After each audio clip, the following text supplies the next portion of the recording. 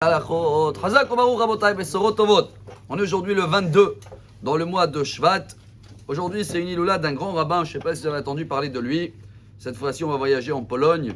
Il s'appelait le Saraf de Kock. Saraf, c'est l'ange. Kock, c'est une ville en Pologne. Et son nom, c'est Rabbi Menachem Mendel Morgenstern. Je ne sais pas si ça vous dit quelque chose, ce nom. Il est décédé en 1859. En tous les cas, il y a des phrases dans notre vie quotidienne, dans le judaïsme, que c'est des phrases à lui, très connues. La première phrase, vous avez tous écouté cette phrase, « En yoter shalem milev shabour ».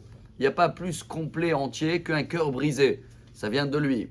Mais il y a un grand message qui nous apprend, c'est peut-être le message du jour, qui est lié à notre paracha. Tout de suite après les 10 commandements, vous avez bien vu qu'on va recevoir 53 règles, les mishpatim. Certains on les comprend, certains on ne comprend rien. Les règles d'esclavage directement, pourquoi, oui, non. Et même selon le Midrash de la vache rousse, on a reçu même avant de recevoir la Torah encore.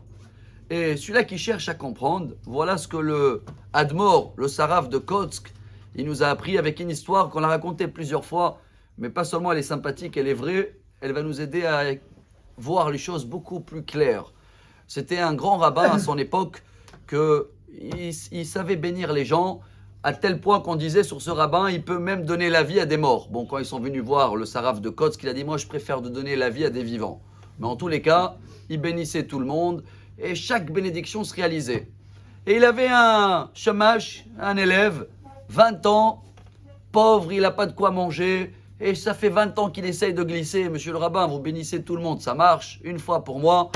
Une fois le rabbin il a craqué, il a dit, c'est bon, le loto il est pour toi. Bon, à l'époque, c'était pas comme là où il y a 2 fois par semaine, c'était une fois tous les 2 semaines. Il a prêté de l'argent, emprunté, machin.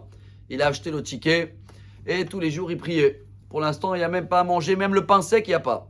Et sa femme, après 2 jours, elle dit 3 jours. Et à la fin, sa femme, elle a dit, écoute, moi, ou tu amènes à manger pour les enfants ou tu sors. Il n'avait pas le choix, il a trouvé un vendeur. Il a vendu le ticket, il a acheté ce qu'il faut à manger et l'acheteur a gagné. Ils sont tous venus voir le rabbin et ils ont dit, monsieur le rabbin, voilà, excusez-nous, après 20 ans, ta prière a échoué. Elle n'est pas arrivée au monsieur qu'il fallait, il fallait encadrer la prière, je ne sais pas quoi. Bref, il est parti voir le Saraf de Kock et il a dit, monsieur le rabbin, je crois que j'ai eu un signe d'en haut que je dois aller à la retraite. Ça y est, je ne suis plus rabbin, maintenant les prières, ils ne marchent plus. Le rabbin, il a dit, écoute-moi bien, heureusement que ta bénédiction de l'auto, elle n'a pas marché. Parce que si elle aurait marché, moi, j'aurais abandonné le bon Dieu, j'aurais travaillé chez toi. Il a dit, explique-moi. Il a dit, le fait que tu es quelqu'un grand niveau et tu es connecté avec le bon Dieu et tu fais des miracles, c'est beau, c'est bien. Tu peux aider aussi à demander pour un tel et un tel. Mais qui tu es pour imposer à le bon Dieu que ce sera par le loto? Peut-être Dieu il a prévu pour lui, je ne sais pas, qu'il va acheter un poisson, il va trouver un diamant, je sais. Ou que quelqu'un il va décéder en Brésil et il va le laisser un héritage. Pourquoi tu as limité le bon Dieu? Quoi, tu crois que tu es le bon Dieu, toi? Alors voilà la phrase qu'il nous a appris, il nous a dit, un Dieu que je peux comprendre ses règles, je peux comprendre son chemin, c'est pas un Dieu lequel je veux travailler. Moi je veux servir un bon Dieu que je comprends pas, qu'il a son chemin, il a son choix, et que pas nous, qui que ce soit, va pouvoir l'imposer quoi faire. Voilà la grandeur de Dieu bien sûr, voilà la grandeur de ce grand rabbin que c'est Saïloula aujourd'hui, et voilà le message du jour. Excellente journée et des bonnes nouvelles. Amar Rabbi Elazar, Amar Rabbi Hanina.